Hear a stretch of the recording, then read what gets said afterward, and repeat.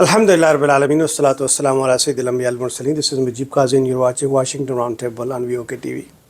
اگر آپ 14-15 مہینے پرانی بات دماغ میں یاد کریں تو آپ کو یاد ہوگا کہ یہ وہ سال تھا جس میں تقریباً ایک سال میں 3 دفعہ OIC کی کانفرنس اسلام آباد میں ہو چکی تھی. کشمیر کے ایشو پہ پوری دنیا میں باتیں چل رہی تھیں. ہندوتوا کا جو آئیڈیالوجی ہے اس کے بارے میں ساری دنیا کو ایجوکیٹ کیا جا رہا تھا. اسلاموفوبیا کے بارے میں پوری دنیا میں ایک موومنٹ چلی کہ کسی طریقے سے اسلاموفوبیا جو ہے وہ مسلمانوں کے خلاف ایک آرگنائز کیمپین کو ختم کیا جا سکے. کسی نہ کسی طرح مسلمان اکٹھا ہونا شروع ہو گئے تھے اور آواز بلند ہونا شروع ہوئی، اور اسی کا نتیجہ تھا کہ UN نے ریزولوشن بھی پاس کی اسلاموفوبیا کے اگینسٹ. یہی وہ وجہ تھی کہ OIC کی کانفرنس بھی ہوئی اسلام آباد کے اندر 50 سال کے بعد. یہی وہ وجہ تھی کہ مسلمان اکٹھے ہونا شروع ہوئے تھے. لیکن ہمارے اپنے ملک کے اندر ہی ایک ایسا میر جعفر اور میر صادق کا ٹولہ نکلا جس نے یہ ساری ابھرتی ہوئی مسلمانوں کی ایک طاقت، ایک بڑھتی ہوئی مقبولیت کو اپنے ہی بن کے کمر میں ایسا چھرا گھونپا کہ ہماری آنے والی نسلیں کئی دہائیوں تک اس کو یاد رکھیں گی. چھٹی بڑی فوج کا سربراہ، پاورفل آدمی جس کو when he was nobody سے لے کے چھٹی بڑی فوج کا سربراہ بنانے تک جو عزت ملی، اس نے اس کو اگلے جانے سے پہلے 6 مہینے کے اندر اندر خاک میں ملا کے چلا گیا. پیسہ تو اس نے بنا لیا، اپنے لیے شاید آئی لینڈ بھی خرید لیا ہو، کوئی محل بھی خرید لیا ہو، لیکن تا قیامت وہ لوگوں سے، پاکستانیوں سے اپنا منہ چھپاتا پھرے گا. اس کا ضمیر اس کو ملامت کرتا پھرے گا. وہ رات کو شاید سو بھی نہ سکتا ہو، شاید دوائیاں یا گولیاں کھا کے وہ سوتا ہو، لیکن اس نے کئی لاکھوں کروڑوں پاکستانیوں کی نیندیں اجاڑ دیں.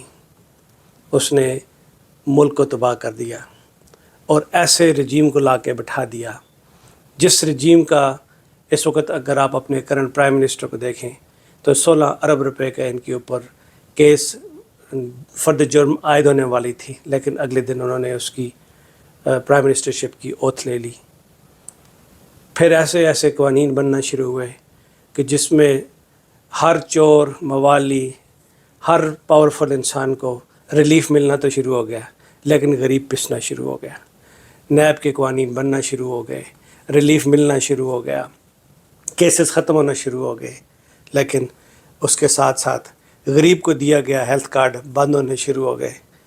وہ جو لنگر خانے کھولے تھے جس میں غریب 2 وقت کی روٹی کھاتا تھا ان کو بند کرنا شروع کر دیا.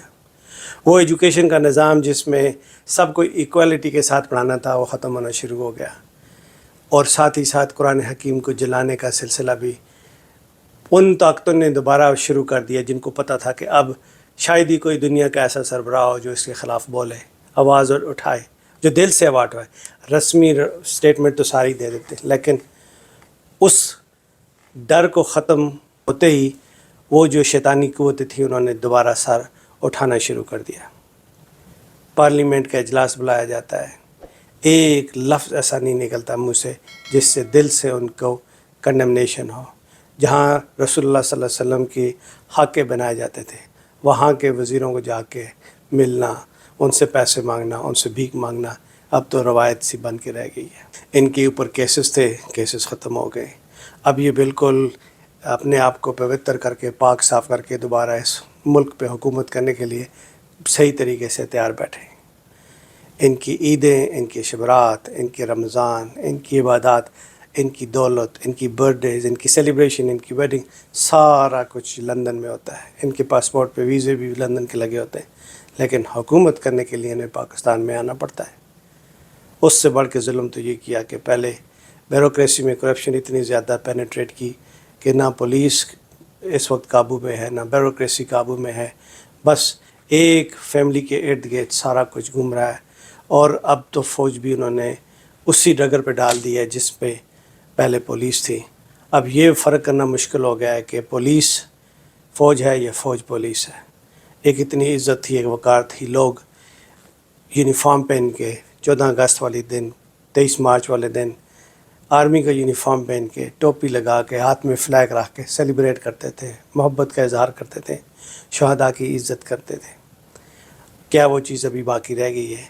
ये वो सवाल है जो मैं आपसे पूछता हूँ कि आखिर ऐसा क्या हुआ? आखिर हमारा निज़ाम ऐसा क्यों है कि एक शख्स उठता है, वो पॉलिसी देता है, चीफ़ ऑफ आर्मी स्टाफ भी वही होता है, चीफ़ जस्टिस भी वही होता है, चीफ़ इलेक्शन कमीशन भी वही होता है, चीफ़ मिनिस्टर भी वही होता है, चीफ़ ऑफ आर्मी स्टाफ भी होता है, पाकिस्तान का सदर भी वही होता है, वज़ीर ख़ारजा भी होता है, वज़ीर ख़ज़ाना भी वही होता है, वज़ीर दाखिला भी वही होता है।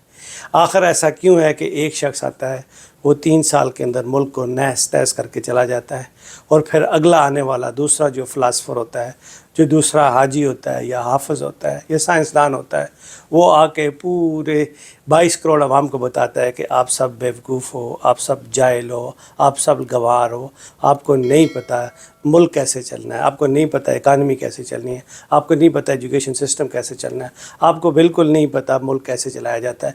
मैं आपको बताऊंगा कि मुल्क कैसे चलता है, और उसमें जो बंदा रखना डालेगा उसके 10,000 बंदों को वो पकड़ के जेल में डाल देगा।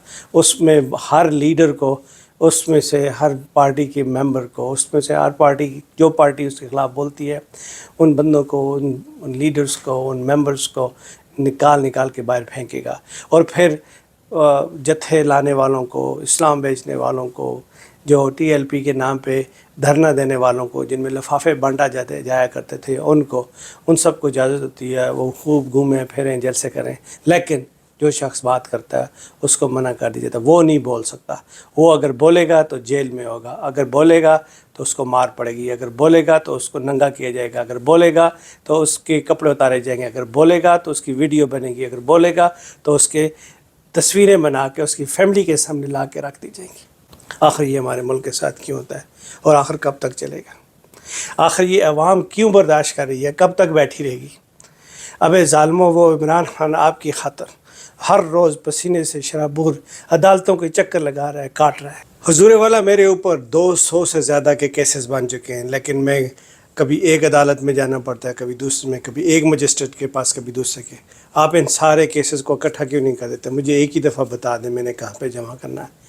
ये मुल्क का कैसा निज़ाम है कि जो शख्स आपके लिए लड़ रहा है, आपके लिए उठ के अपनी ज़िंदगी उसने सारी लगा दी इस चक्कर में कि आपके भले के लिए, अगर उसने हेल्थ कार्ड बनाए तो आपके लिए, अगर लंगर खाने बनाए तो आपके लिए, उसने क्रिकेट खेली तो आपके मुल्क के लिए इज़्ज़त लेके आया।